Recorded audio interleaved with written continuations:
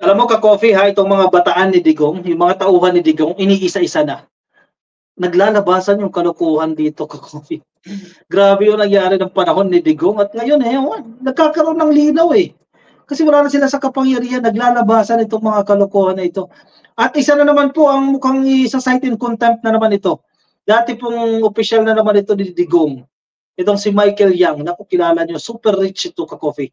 Super billionaire ito, pero nadadawit yung kanyang pangalan sa mga anomalya. Ilang beses na siyang pinapatawag sa House of Representatives sa investigasyon ng Kongreso, pero hindi po ito nagpapakita. Bakit ayaw mo naman magpakita dyan, sir? Ayan House panel cites Michael Yang in contempt over repeated failure to attend hearings.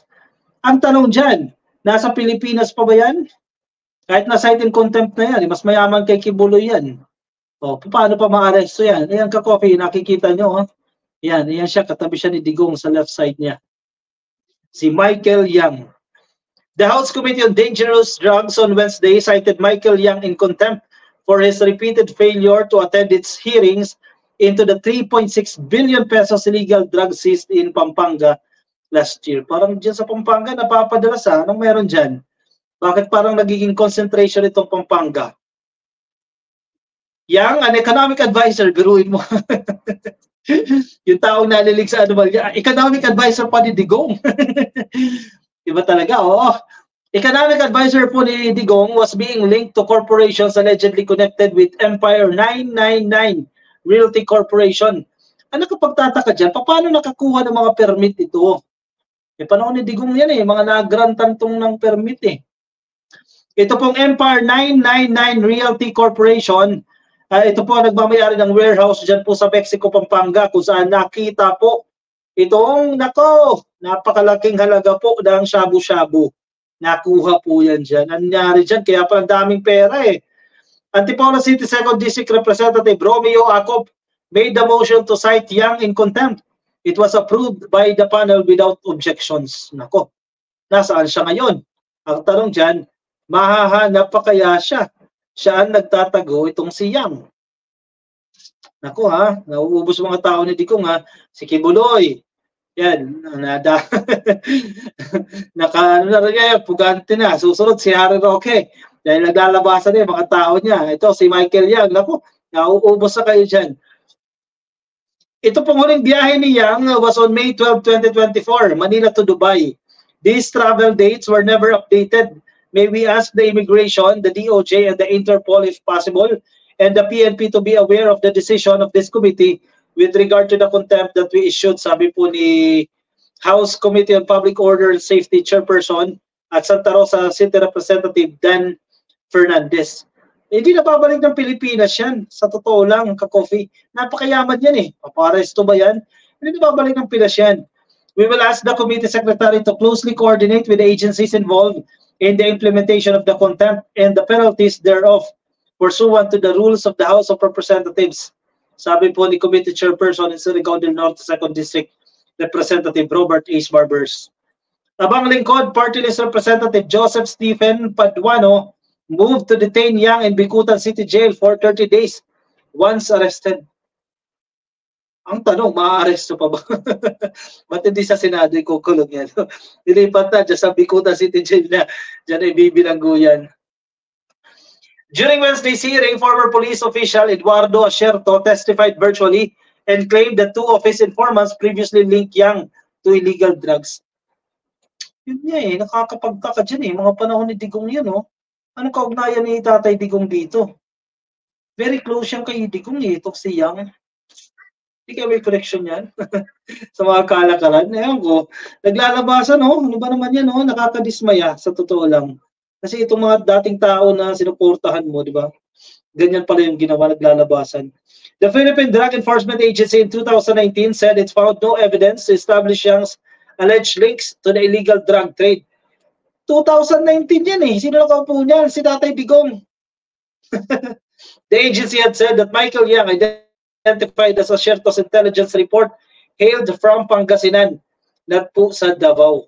Meanwhile, Batangas 2nd District Representative Gerville Luistro called for a law that would restrict foreign nationals from using multiple names after Asierto reported that some Chinese personalities involved in illegal drugs are using more than one name daw.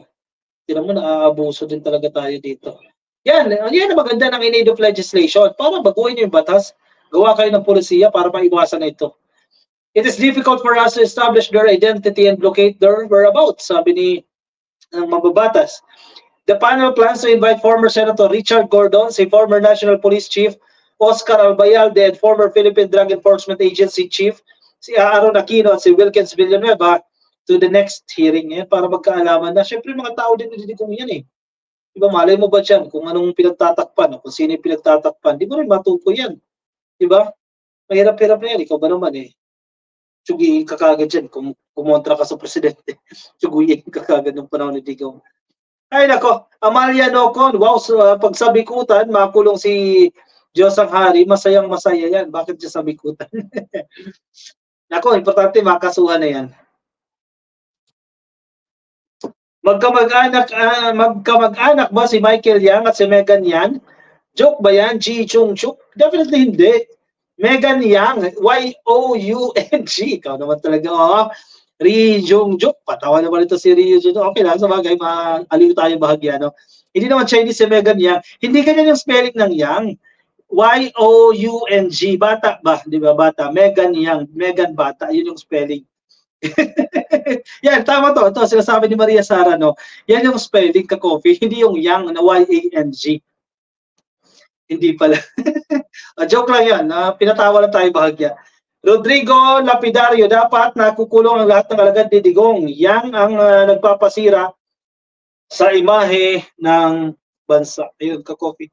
Sa totoo lang, oo. Sa mga tao na ito, pinapahamak tayo. Binigyan kasi ng ano yan eh. Sobrang access at privileges ng panahon ni Digong. O siya, kung nasa Facebook kayo, pasuyo na lang, please like and follow sa Facebook, at kung nasa YouTube kayo, please click yung subscribe at i-like lang po yung video na yan para updated kayo sa ating mga bagong uploads. Mga nakikinig po sa atin na sa Facebook, kay Elizabeth Acosta, shoutout po sa inyo. Kay McWayne Corpus de la Cruz, shoutout po sa inyo. Kay Presilita Escueta, nakikinig din po sa atin. Kay Ellen Conde, magandang gabi po sa inyo. Ayan yung mga nakikinig sa atin sa Facebook, nakaantabay po sa atin. Happy viewing po sa inyo. Ma'am Carclea, hi daw po mula kay Anthony Lim. Kaloyal J. Oy, Kaloyal J, nakikinig sa atin ngayon. Happy viewing po sa inyo. Sabi ni Sociopath TV, vote wisely Filipinos, ha?